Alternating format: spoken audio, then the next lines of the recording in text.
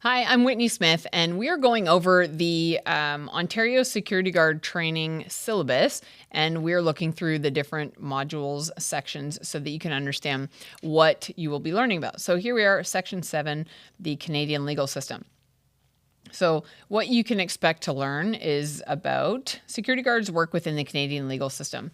You need to be familiar with the criminal court system, the Ontario Evidence Act, the Canada Evidence Act, and how to apply these into your position to ensure the information you sustain is admissible in court. The trainer is going to outline the difference between criminal, provincial, and municipal law, as well as case and common law, the hierarchy of the court system, and offenses and the requirements for the admissibility of evidence.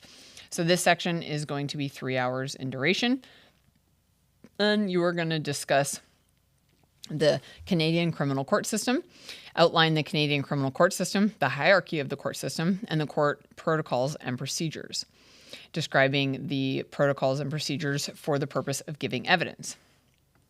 Then we're going to talk about the commonly accepted approaches to the collection, preservation, and presentation of evidence, including and handling and sealing of audiovisual materials. We're going to discuss the relevant sections of the Ontario Evidence Act and Canada Evidence Act that pertain to admissible evidence, and discuss the municipal bylaws. That's important because where you work is going to have different bylaws, and you need to know where you work, what that looks like. The Ontario Evidence Act and Canada Evidence Act do not specify how evidence is collected, but identify which types of evidence are admissible to the court. The trainer should concentrate on what is considered evidence and which methods a security guard can use to ensure it remains admissible. Security guards are only expected to know the municipal bylaws that relate to their role and where to find this information if it is not readily available on the premises. You can go, like let's say you live in the City of Toronto, you can go on the City of Toronto's website and look at their bylaws, or any other city for that matter, to understand. Even if you work in Toronto, but let's say you're somewhere in Oakville or Burlington, you can go on Oakville or Burlington's website and learn about what theirs are so that you understand the municipal bylaw in the area that you're going to be working in. Then, of course, we're going to talk about the Canadian criminal court system. Security guards may be required to prepare for legal proceedings, present evidence, prepare themselves and/or witnesses for testimony and follow-up on the outcome of court proceedings. Security guards need a general understanding that all investigations should be conducted as if the case could potentially go to trial, and therefore handle themselves accordingly to ensure that no procedural or administrative mistakes are made. The course is going to cover the skills and knowledge required to present evidence in a judicial environment. Whether or not you think the situation that you're dealing with is going to court, you should write a report. You should document everything as if it will be read in court. And ultimately, if it's going to be read publicly, you don't want to be embarrassed. So make sure what you input is factual, is true, and correct, and that you can verify it. Then we're going to discuss the evidence handling techniques.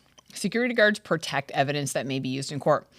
The course is going to will explain how to collect, preserve, and present admissible evidence in court while preparing the evidence from becoming contaminated. Concepts will include an introduction to the process and the protocols for handling evidence, including the proper procedures for collecting and handling audio-video materials, the 6 core steps for containing evidence. So collect, secure, preserve, identify, continuity, and log. Then, of course, we're going to go through those municipal bylaws that we were just talking about. Security guards are required to work within the municipal bylaws for their specific location. Again, where you live, bylaws are different than where you're working. So if you live in a different city than you work in, you need to make sure you understand the bylaws there. And if you're doing any work that's rovering around, and maybe you're like a mobile supervisor or something like that, and you're going to different cities, you need to understand the bylaws in all the cities that you're going to.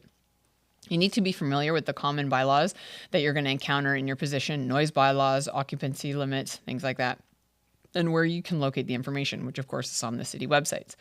We're going to focus on creating awareness that different municipality bylaws exist and need to be considered.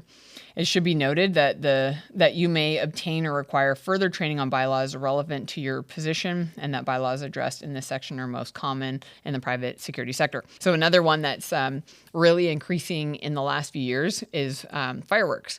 So let's say you're working as a security guard on a resort, and, it's Canada Day, and, someone's down by a beach area and they're wanting to light off fireworks. Well, the property itself might not allow that, but also the municipality might have banned it. A lot of cities now have banned fireworks. So you need to know the different rules based on the site that you're going to work on. And then, of course, you're going to have a quiz at the end of this section. So there you have it. That is what you're going to learn in Section 7, Canadian Legal Systems of the Ontario Security Guard Training course. Thanks for watching.